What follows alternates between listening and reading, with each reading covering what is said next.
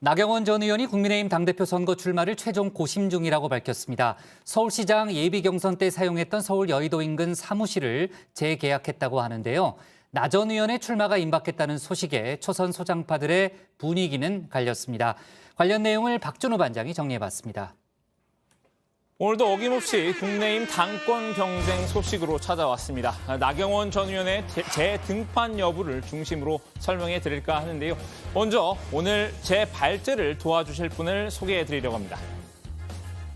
네, 오늘 서울 등 중부 지방에서 오전부터 비가 내리겠습니다. 내일 새벽까지 최대 20mm의 비가 예상되는데요. 잊지 말고 우산 꼭 준비하셔야겠습니다.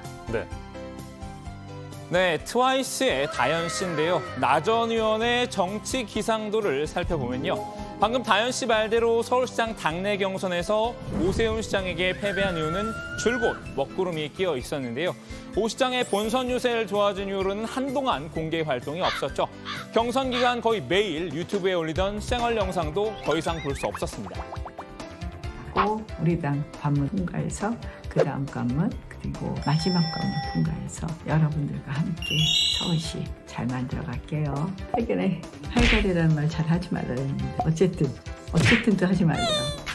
꼭 이기겠습니다. 화이팅! 화이팅! 그날. 방금 보신 저 30번째 업로드 영상이 마지막이었죠. 그런데 이 영상을 다시 보게 될 수도 있을 것 같습니다. 그간의 자맹을 끼고 슬슬 기지개를 펴고 있는 것 같은데요. 다현 씨, 다시 한번 나와주시죠. 네, 오늘은 미세먼지 없는 깨끗한 하늘을 보실 수 있겠습니다.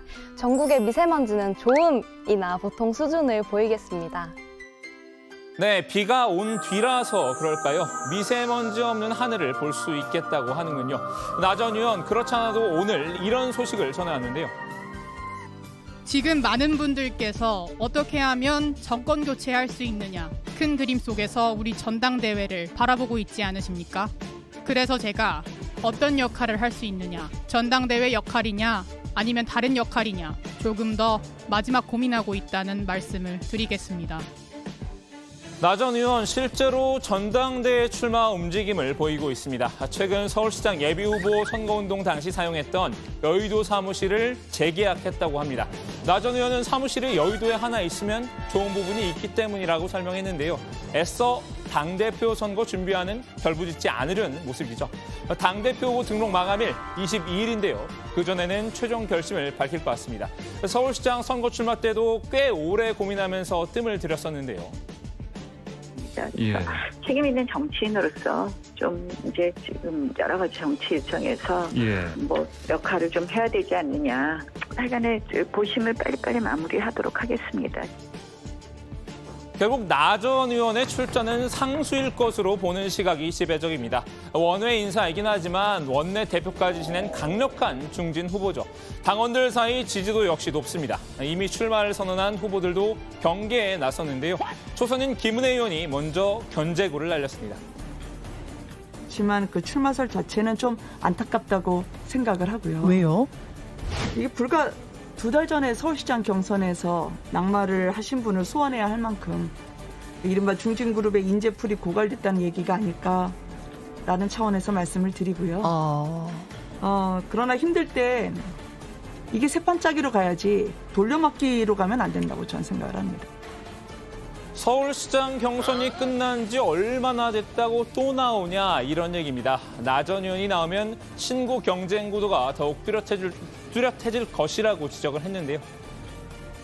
우리 당 안에서 따로 이 부분에 대한 또 물기를 되돌리려고 한다면 아마 과거로 돌아가는 거 아니냐. 그래서 이제 미래와 과거 대 미래의 대결 구도가 저는 그분이 나오신다면 한층 구도가 강화될 거라고 생각을 합니다.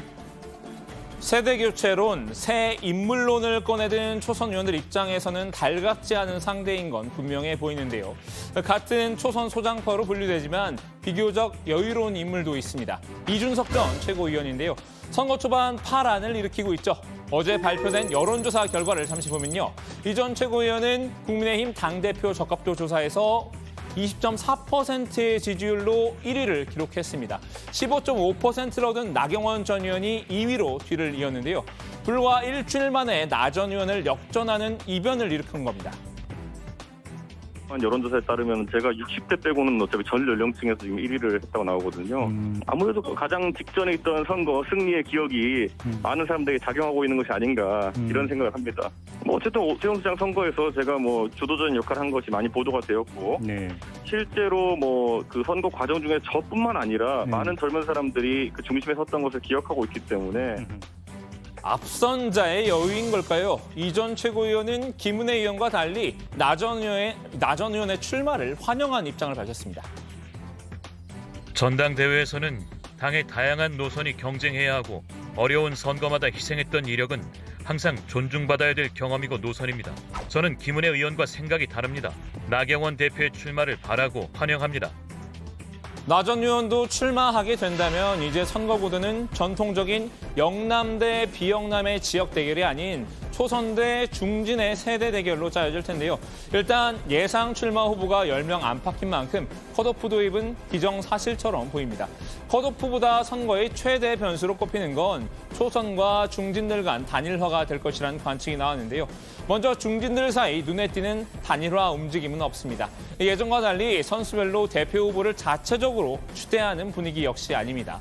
중진 후보들 모두 컷오프 되는 수모를 당하더라도 자진 포기는 하지 않겠다는 의지를 보이고 있기 때문인데요. 반면 초선 의원들은 단일화 가능성을 열어두고 있습니다. 결단이 필요한 순간 자기 희생도 감내할 것이라는 뉘앙스입니다. 저는 우리 당이 변화를 하고 그런 모습을 보여주기 위해서는 이준석 최고나 저나 자기 희생하는 거에 대해서는 전혀 두려워하지 않을 거라고 믿어요. 저도 그렇고 이준석 최고도 그렇고 필요한 경우에는 자기 희생할 겁니다. 단일화 자체에도 저는 닫혀있지 않습니다. 이 판을 함께 저희가 역동성 있게 한번 끌고 가고 싶습니다.